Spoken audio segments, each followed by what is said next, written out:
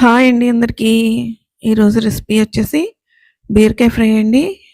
ఈ బీరకాయ ఫ్రైని పథ్యం చేసే వాళ్ళకి కూడా చేసి పెడతారండి.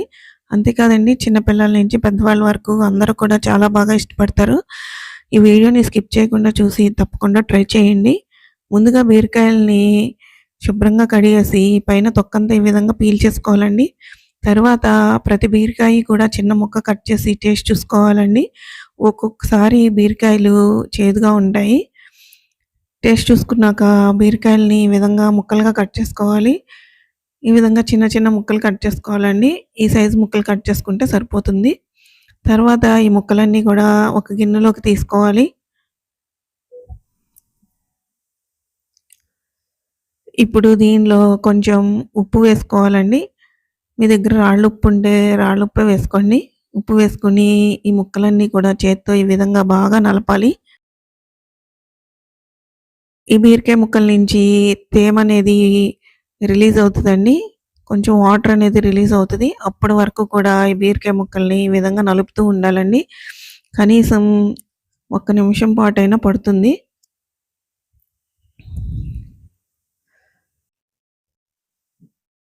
ఇదిగోండి ఈ విధంగా చూసారా మొత్తం ముక్కల్లో నుంచి కొంచెం వాటర్ రిలీజ్ అయింది కదండి. ఇప్పుడు దీన్ని ఈ విధంగా ఒక 10 నిమిషాల పాటు వదిలేసామంటే దీనిలో నుంచి వాటర్ అనేది సపరేట్ అయిపోతుందండి. ఇదిగోండి 10 నిమిషాల తర్వాత చూసారా వాటర్ ఎలా సపరేట్ అయిపోయిందో.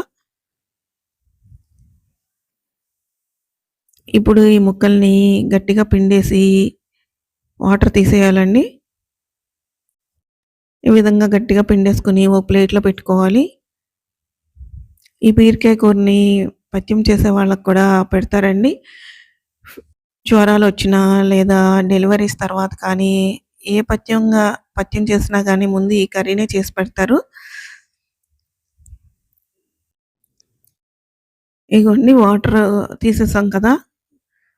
ఇదిగోండి వాటర్ అంతా పిండేసాక ముక్కలు ఇలా ఉంటాయి. ఇప్పుడు ఈ ముక్కల్ని తాలింపు చేసుకోవాలండి.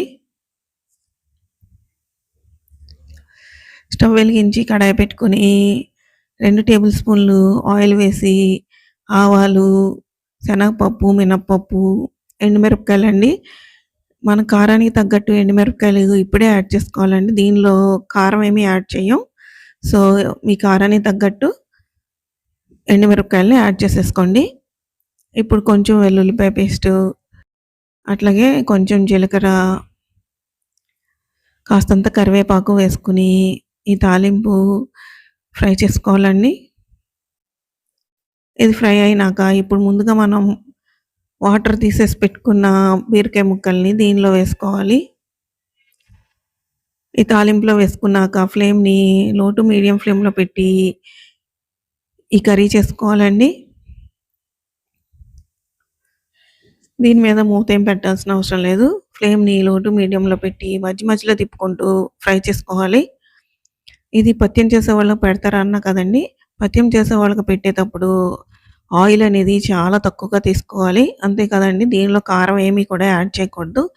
ఎండుమిరపకాయల కారం కూడా చాలా లిమిటెడ్‌గా చాలా తక్కువగా యాడ్ చేసుకోవాలండి.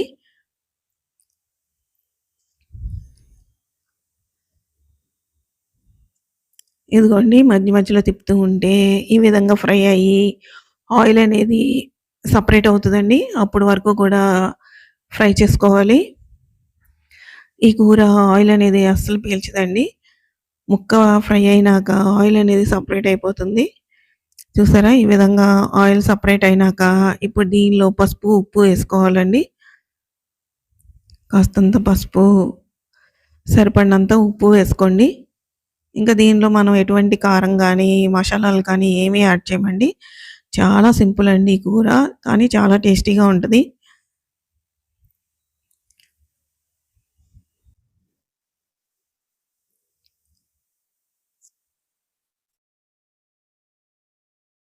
ఇదిగోండి ఈ విధంగా ఒకసారి కలిపేసాం కదా. ఉప్పు, పసుపు వేసి కలిపేశాక